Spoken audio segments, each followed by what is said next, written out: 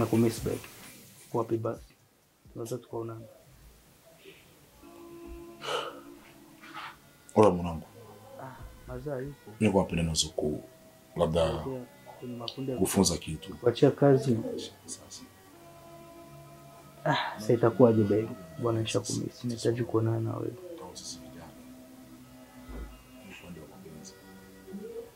Haitowezekana kwa leo. Bro. Mapenzi ni kama ua. Kwa leo haiwezekani babe. Inavyozidi kumwagiliwa maji ndivyo jinsi inavyozidi kupendeza. Vile vile mapenzi tukienda mwanamke kwa ngambo mwanamke ni kama mtoto. Mtoto anapozidi kuwa na hamu ya kumwona baba yake, basi ujue kuna kitu. Basi ujue baba ana kitu ambacho anamotivate mtoto ili kuweza kuendelea kuweza kumpenda na kuhitajia kumuona baba yake. Huo ni kama mwanamke. Brother, wanawake wetu tunaishi nao, tunashindwa kuendelea nao kwa sababu gani? Tunakosa motivate kwa kuwapatia wao.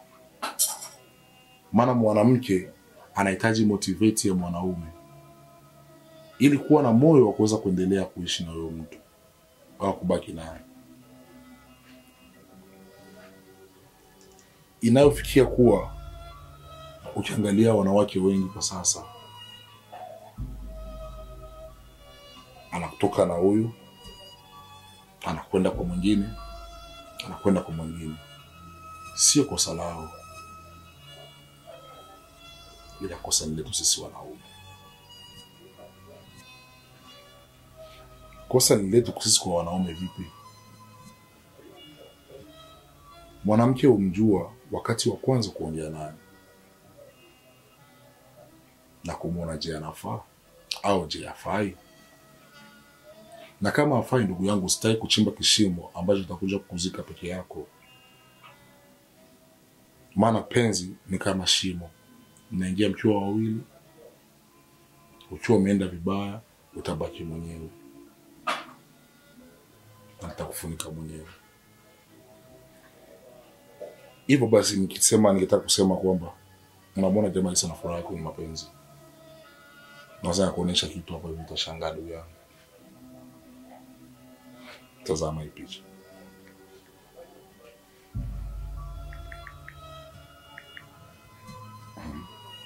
Huyu ni nani? Si Ashura. Si Ashura. Ya, ni mwenyewe kabisa. Ashura mwenyewe kabisa.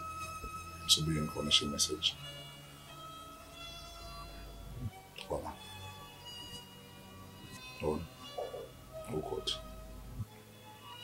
Akisha anafanya kama anampenda jamaa, wakati huko nyuma anamcheat. Unasema kitu gani ambacho jamaa anaweza kana anakosa? Motivate. Anashindwa kumotivate mwanamke aweze kujisikia kuwa naye na awezidi kujisikia kuwa naye. Ndio kama vile nilikwambia, vijizawadi kidogo vinamfanya mtoto kumpenda baba yake. Ni kama mwanamke hivyo. Wakati ahudumiwe vizuri, aliwaziwe vizuri, aletewe vizawadi kidogo kidogo, mwanamke huwa anachoka. Ukitizama hizi message zote hapa tunashiriki katika mapenzi, ni mengi tumeshafanya. So jamaa anajua? Jamaa ajui chochote. Ila ukimwona katika furaha, anafurahi kuona mpenzi wake, anafurahi kusikia sauti ya mpenzi wake. Yote hayo jamaa ajui nyuma ya pazia pamoja. Sema jamaa mkumzindua mwana. Kinashindwa kisikia nitamwambia. Maana kama anaweza nikamuumiza, anaweza kaumia sana ndugu yangu. Sawa.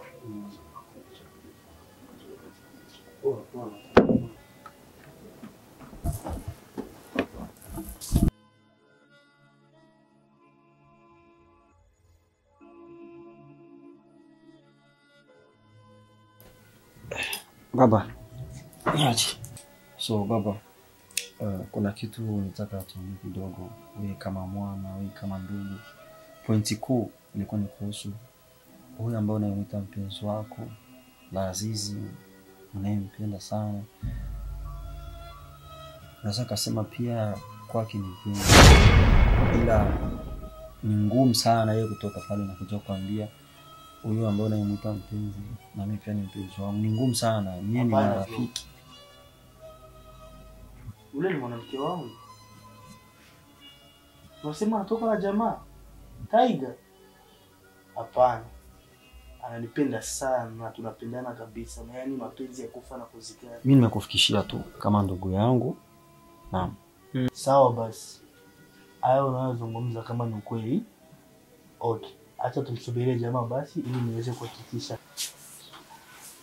Wanangu mbona? Safi mzee, uko poa? Kwa nimebana mwanangu, kwa nimebana. Nakwaje? Na imani ashakwambia kila kitu, au sio? Ya mwanangu ashaniambia hapa. Ila ningependa tu niweze kupata uhakika kama kweli unaweza kumpigia simu.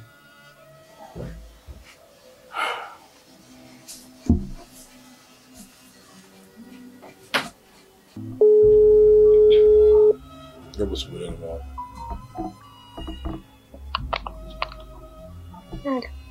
Naam baby, mambo? Poa. Uko wapi? Niko nyumbani. Sababu mbona nishakumisi? Kweli? Wallahi nishakumisi sana. Unaweza kuja nyumbani basi? Sawa, nitakuja. Maana na zawadi yako. Nitakuja shinde yote. Na maana na zawadi yako hapa hivi ningefanya kupatia na ile zawadi ambayo nilikuwa nikubalia. Sawa, nashinda, nitakuja. Baby nakupenda. Napenda pia. Okay.